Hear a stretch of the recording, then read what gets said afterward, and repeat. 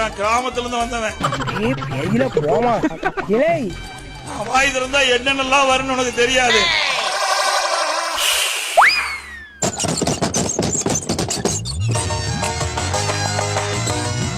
வாயை திறந்தா என்ன வரும்னு தெரியாதா?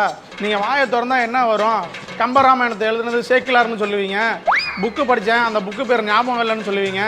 திராவிடம்னா என்னன்னு பத்திரிகையாளர் கேள்வி கேட்டால் அதுக்கெல்லாம் வரலாறு படிக்கணுங்க, புராணம் படிக்கணுங்க அப்படிம்பீங்க. தூத்துக்குடி துப்பாக்கி சூடு நடந்தப்ப டிவியை பார்த்து தெரிஞ்சுக்கிட்டேன்னு போய் சொன்னீங்க. சாத்தான் குளத்தில் தந்தையும் மகனும் இறந்தப்ப என்ன சொன்னீங்க? அவங்க உடல்நல குறைவால இறந்து போயிட்டாங்க. நீங்கள் இதெல்லாம் ஒரு வாய், இந்த வாயிலிருந்து வேற என்ன வரும்னு வேற தெரியாதா? பொய் தான் வரும். எடப்பாடி பழனிசாமி வாயை திறந்தா பொய் தான் வரும், வேற எதுவும் வராது. நான் எப்படிப்பட்டவன்னு உனக்கு தெரியாது.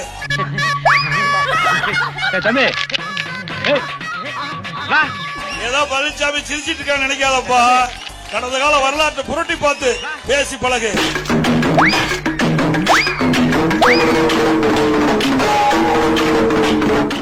எடப்பாடி பழனிசாமியோட வரலாறு என்ன? பெரிய ராஜராஜ சோழன் காலத்து வரலாறா? சசிகலா காலில் விழுந்து தவழ்ந்து போய் பதவி வாங்கின வரலாறு. எடப்பாடி பழனிசாமி தலைமை பொறுப்புக்கு வந்து ஒரு தேர்தலில் கூட ஜெயிக்க துப்பு கிடையாது. ஒரு உள்ளாட்சி தேர்தலில், எடப்பாடி தொகுதியில் நடந்த உள்ளாட்சி தேர்தலில் கூட ஜெயிக்கிறதுக்கு துப்பு கட்ட. அதை நாங்கள் சொல்லலை, உங்கள் கட்சிக்காரங்களே, அதிமுகவை சேர்ந்த தொண்டர்களே சொல்லக்கூடிய நிலையில் இருக்கக்கூடிய எடப்பாடி பழனிசாமி இந்த மாதிரி பேச்செல்லாம் பேசுவாங்க. அதாவது இன்னொருத்தவங்களை குறை சொல்றதுக்கு முன்னாடி முதல்ல நம்ம முதுக திரும்பி பார்க்கணும், நம்ம எப்படி இருக்குன்னு.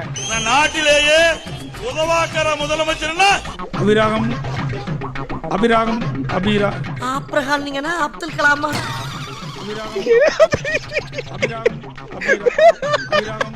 உதவாக்கரை முதலமைச்சர் யாருன்றது இந்த தமிழ்நாட்டு மக்களுக்கே தெரியும்.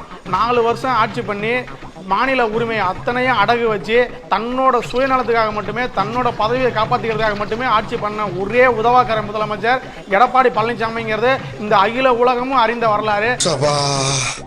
இப்பவே கண்ணை கட்டுது.